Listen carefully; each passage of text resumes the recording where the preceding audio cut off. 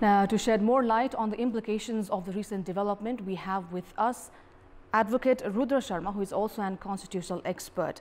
Mr. Sharma, welcome to Kantipur News. Thank you for your time.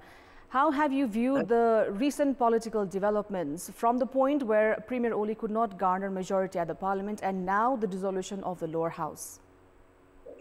Nepal saw a midnight political drama yesterday, Friday midnight. So it's a midnight political drama launched by Prime Minister K.P. Oli. And from the part of President Vidya Devi Bhandari, she dissolved the House on the recommendation of Prime Minister according to Article 76(5) of the Constitution. The 76(5) of the Constitution she invoked is wrong, and she had not the ground to invoke that Article 76(5) on such a matter in the midnight, because there were a lot of grounds that the alternate government could have formed at this time, and Sherbahadur Deuba, the opposition leader, had sufficient ground to form alternate government. She undermined that, and it is not the authority of the office of the President to confirm the alternate government, possibility of alternate government in such a way. If any row comes, if any confusion comes, she could have passed that matter to the Parliament, and the Parliament could have confirmed who commands the majority in the House, and they could have gone to the floor test as well. But the Prime Minister and the President jointly misinterpreted the Constitution, and they misused the Constitution, and they have derailed the Constitution, and it is very, very objectionable. Are there any implications to the whole institution or the office of the President for taking what you say is an unconstitutional step? Yeah, it is unconstitutional, and they have invoked the election, and the election may also not be possible, despite their claim. This is not the right time for the nation to go for election.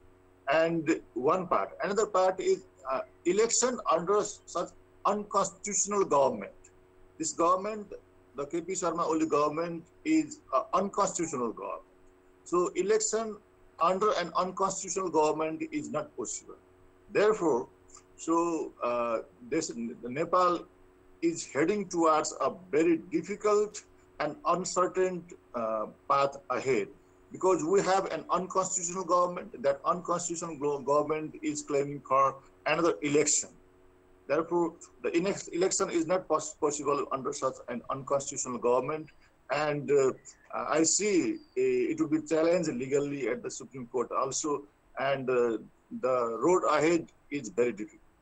How do you see the politics unfolding in the days to come? Politics will be unfolding in several ways, and geopolitics also will be working as well. And the political parties will put forward their claims according to their objectives and their political mission also. But most unfortunate thing we have is the institution of the President. It is it has lost its ground to handle the politics in such a way, and we have very little hope that the office of the President can handle such matter in a desirable way. Therefore, the politics away will go to election more or less, because we have seen the opposition also. The opposition is also not a reliable opposition. The opposition also could not give a reliable option, since they had a lot of time, 3-4 months time.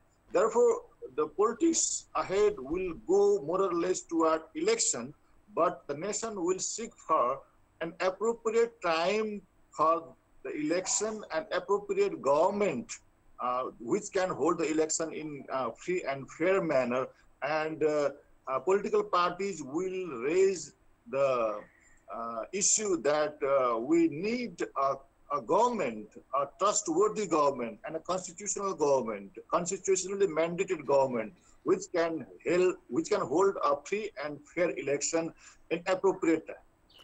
Mr. Sharma, thank you so much for your time and valuable insight. Thank you very much. That was Rudra Sharma, advocate and also constitutional expert, talking to us about the recent development in the country.